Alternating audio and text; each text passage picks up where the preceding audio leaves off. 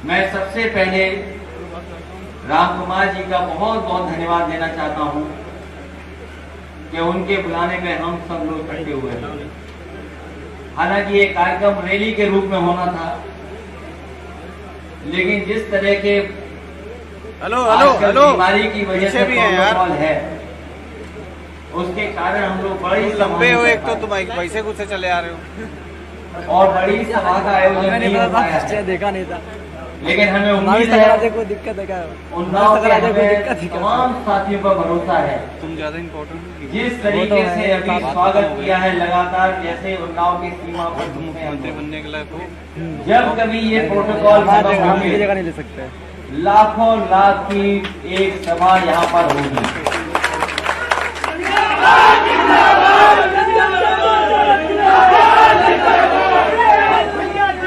हम समाजवादियों को प्रशासन से कोई शिकायत नहीं है। हम समाजवादियों को कोई प्रशासन से शिकायत नहीं है, और शिकायत इसलिए नहीं है कि अभी अभी कुछ दिन पहले हम लोगों ने जिला पंचायत और ब्लॉक कुंडली का चुनाव देख लिया। जिस ईमानदारी से उन्होंने चुनाव कराया, पूरा देश और दुनिया ने देखा। इसलिए हमें प्रशासन से कोई शिकायत नहीं है। किसने नहीं देखा कि अभी जिला पंचायत के चुनाव, ब्लॉक प्रमुखी के चुनाव, और इस सीमा तक भारतीय जनता पार्टी के अनुशासित सिपाही पहुंच गए कि महिलाओं के कपड़े तक छीन लिए। इसलिए हम समाजवादियों को कोई शिकायत प्रशासन से नहीं। हमें तो शिकायत उस पत्रकार से है, वो हमसे मिल नहीं पाया है। हम उस पत्रकार साथी से कहेंगे हमसे जरूर मिलना तुम बहुत बहादुर हो, और इतने बहादुर हो कि उन्होंने तुम्हारे साथ अपमान का व्यवहार किया, अपमानित किया, लेकिन तुमने अपनी खबरों से उन्हें झुका दिया। ये सबसे बड़ी उपलब्धि है, मैं आपका धन्यवाद देता हूं। हालांकि परमिशन जो हमें मिली थी, जो 50 लोगों की मिली थी, अब 50 लोग तो है नहीं यहाँ पर, क्योंकि 50 लोगों की परमिशन मिली। हमारी सुरक्षा में जो लोग हैं वो 50 हैं, प्रशासन ने जो भेजे हैं वो 100 हैं भैया। और जो हमारे इसको कहो यार, क्या इन्हीं ले हैं, क्योंकि अखबार में भी लिखना है, क्या कर रहे हैं, प्रिंट मीडिया के अलग हैं, लाइव जा रहा है, डिजिटल का जमाना है, बंद कर दे, लाइव बंद कर दे। तो वो लोग तुम जो स्टेज पे जाके करो ना क्या फिर, और कुछ लोग वैसे बोलो जैसे कह रहे हो, इसकी वजह से बता रहे लाइव जा रहा, फिर भी प्रोटोकॉल अगर कहीं टूट रहा है तो उसका जिम्मेदार हम समाजवादी लोग कोई नहीं है, उसके जिम्मेदार प्रशासन के लोग। आज हम मनोहर लाल जी को याद कर रहे हैं। देखो तुम यार, ये देखो उनका योगदान यहाँ के तमाम समाजवादी लोग जानते हैं। उन्होंने जीवन भर अपने कमजोर लोगों का मनोबल बढ़ाने का काम। जो कमजोर लोग हैं, जिनको सम्मान नहीं मिलता, मुख्य धारा में खड़े नहीं हो सकते, कम से कम संविधान ने जो दी थी हमें हक और सम्मान के अधिकार, उन अधिकारों के लिए मनोहर लाल जी ने अपने जीवन भर संघर्ष किया, और न केवल गरीब कमजोर लोगों को दिलाने का काम किया, वही न जाने कितने लोगों का मनोबल बढ़ाना।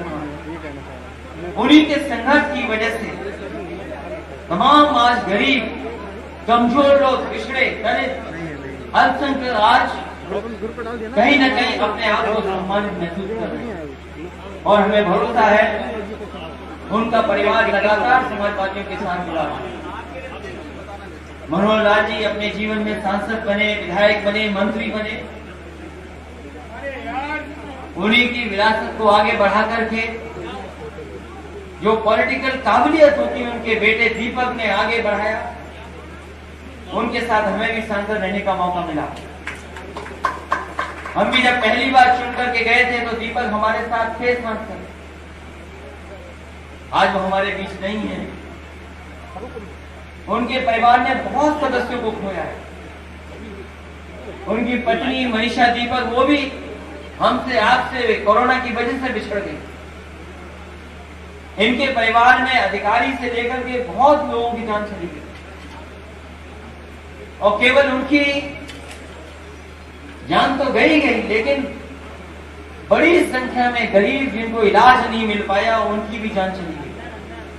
हमें याद है हमारी पार्टी का पूरा काम जो संभालते थे SRS यादव, वो भी जिले के ये चल रहा है अब बीच लेकिन जिस समय पहली हमको भी अपने यहाँ भेजना वेव आई थी, लेकिन हमारा डायरेक्ट रिले हो रहा है, सब गड़बड़ हो जाएगा हमारा। आप बात उस समय उन्हें मीडिया वाले बीमारी का सामना तो करना कोई बार वाला समझेगा। अभी तो किनारे जिसकी चले वजह से गए। उनकी भी वो जान भाई चली से गई। पूछते आपको थोड़ा तेज चिल्लाना जी, और बात इधर समाचार लोगों ने कितना इसमें डायरेक्ट इनका मोबाइल उन्नाव हमारे में डर है गंगा के किनारे लाश और भी देखी चेहरे तो पे भी आ जा अब रहा हम आ गए यहाँ, बात करता हूँ। हम ही लंबे थे तो भाई इतनी ज्यादा ऊपर दे दी है कि ज्ञान राजे भैया के लिए बना रहे थे और किसी के लिए नहीं बना रहे। और आज जब हम राज्यसभा की कार्रवाई को सुनते हैं, देखते हैं, देख रहे पूरे में तो यही भारतीय जनता पार्टी के लोग कहते हैं कि कोरोना से और ऑक्सीजन के न रहने से किसी की जान नहीं गई।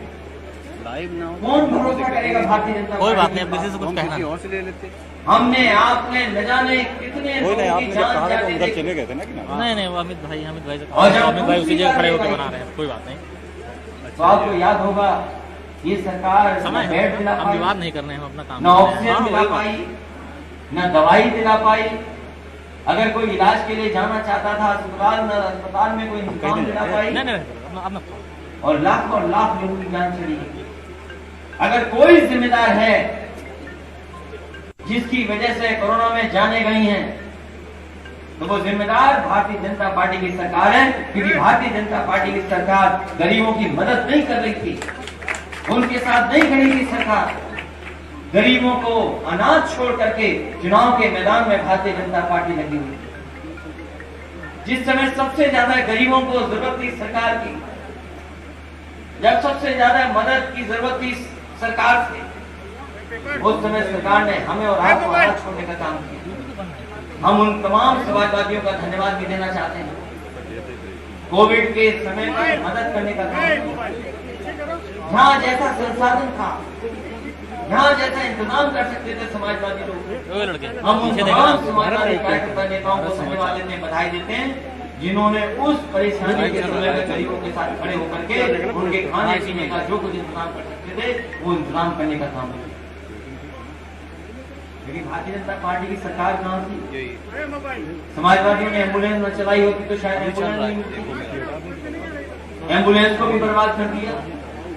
जो सबसे सस्ती दवा थी पैरासिटामोल, या जो और बीमारी के समय बोल रहे हैं ना, मदद कर रही थी दवाइयाँ, अभिनव भैया के लिए थे भारतीय जनता पार्टी की सरकार उन दवाइयों को भी उपलब्ध नहीं करा पाई।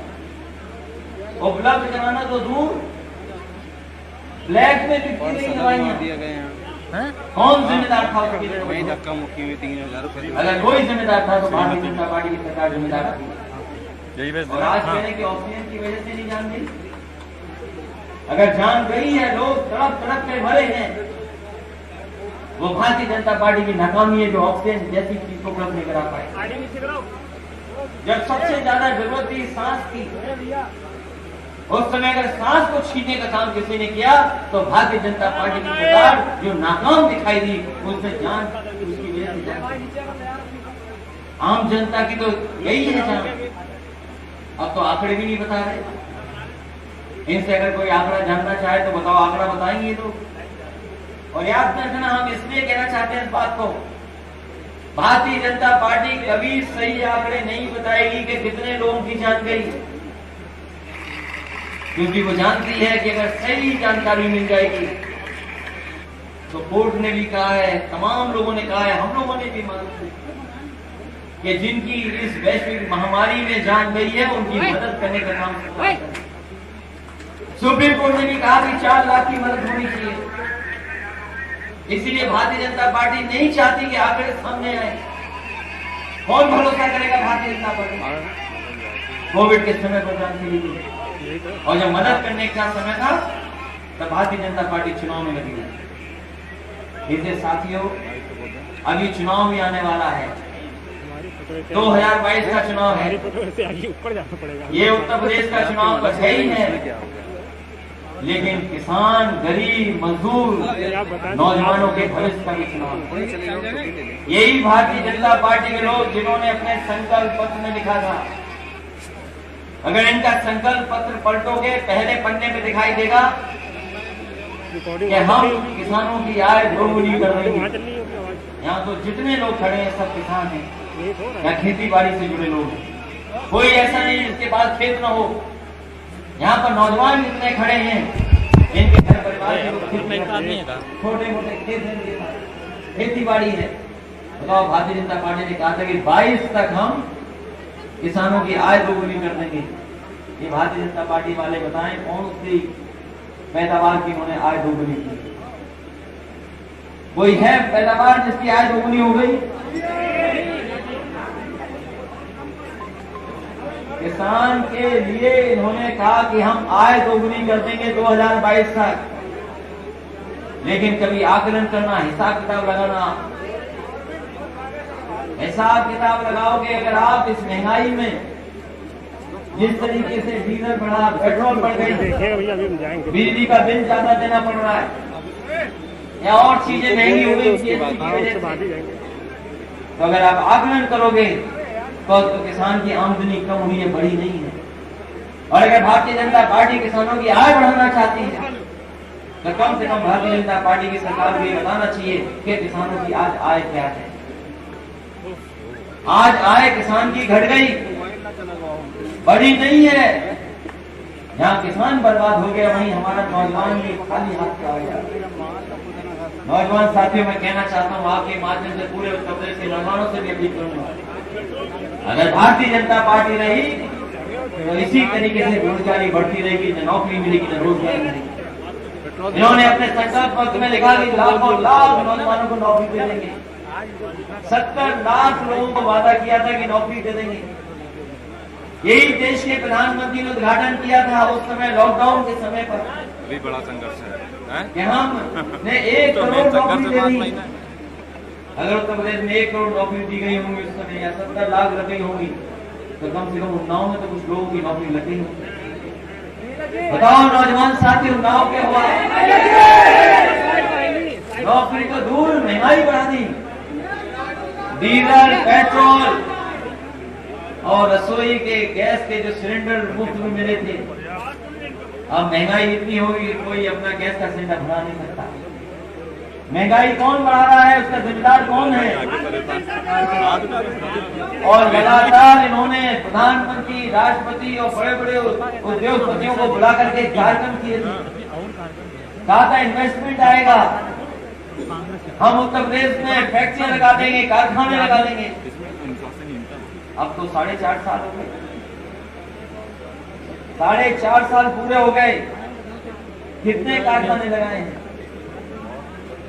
और कितने इन्वेस्टमेंट आया है? इन्वेस्टमेंट कितना आया है? बड़े बड़े उद्योगपति बुला करके जो आयोजन हुआ था, महंगाई बढ़ा दी, किसान की आय छीन ली और नौजवान तुम्हारे हाथ से नौकरी और रोजगार पर चले गए। और ऐसा लॉकडाउन में ऐसी बीमारी आई कि बताओ पढ़ाई बच्चों की चौपट हो गई या नहीं हो गई?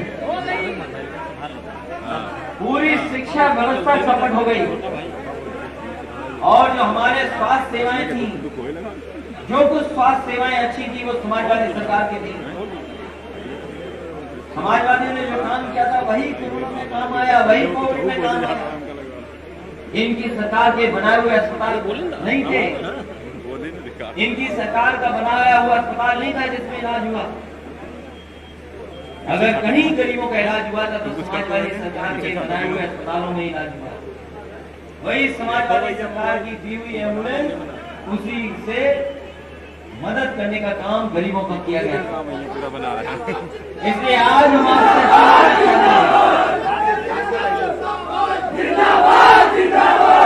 इसलिए बहुत सावधान रहना भारतीय जनता पार्टी से।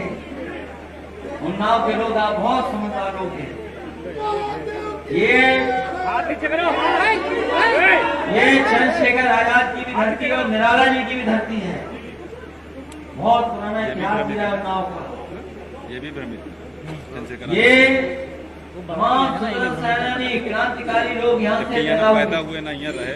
मध्य प्रदेश और जहाँ पर मनोहर लाल जी जैसे लोगों ने लगातार लोगों को शायद वहाँ जागरूक का किया, निहाल था यहाँ। एक नई दिशा में ले जाने का काम किया, वो भी जानते तो वहाँ के लोग भूलना नहीं। अंग्रेजों से जो भाग के आपके यहाँ साथ रहे थे अन्याय हुआ, शायद जो आपके साथ धोखा हुआ, अंग्रेजों से भाग के यहाँ रुके थे। और भारतीय जनता पार्टी के लोग चुनाव से पहले दूसरे मुद्दे लाते हैं। जब से बना दी से न जाने कौन सी दिशा में ले जाने का काम करेंगे। अभी मैं लोकसभा में सुन रहा था कहा कि जो मंत्रिमंडल बना है वो पिछड़े और दलितों का मंत्रिमंडल बना है। हमारे पिछड़े भाइयों दलित भाइयों बताओ मंत्रिमंडल से कौन लाभ होगा?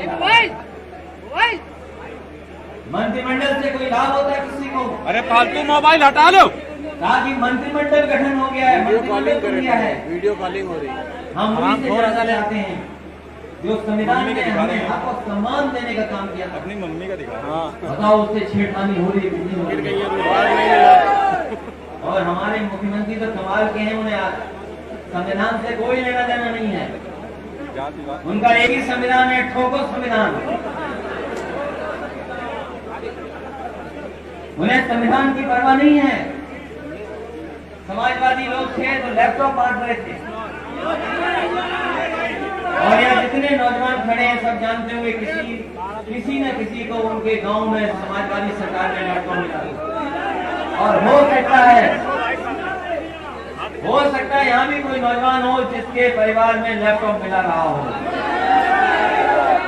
ये सही हाथ उठाना, गड़बड़ हाथ मत उठाना।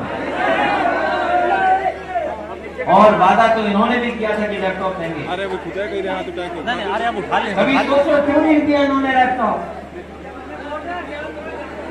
समाजवादी सरकार थी तो गरीबों को, जो गांव में रहने वाले बच्चे थे, उन्हें लैपटॉप देने का काम किया था। कम से कम वो पढ़ाई लिखाई में आगे आ जाए, मेहनत कर करके सीख करके अपने आगे बढ़ जाएं। लेकिन उन्होंने लैपटॉप नहीं बांटे। और हमारे मुख्यमंत्री ने लैपटॉप इसलिए नहीं बांटे क्योंकि लैपटॉप को चलाना नहीं आता, और अगर चलाना जानते होते तो शायद लैपटॉप बांटते। उन्हें क्या आता है वो नहीं बताऊंगा मैं। इसलिए सवाल ये है कि बताओ कोरोना में, कोविड में, इस समय जब लॉकडाउन था,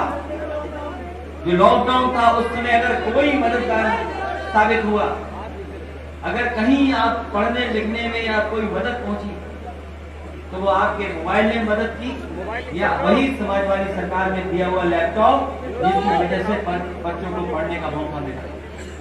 समाजवादी सरकार बनेगी तो इसी तरह की व्यवस्था गरीबों के लिए पुनः लागू करने का काम भी समाजवादी लोग करेंगे।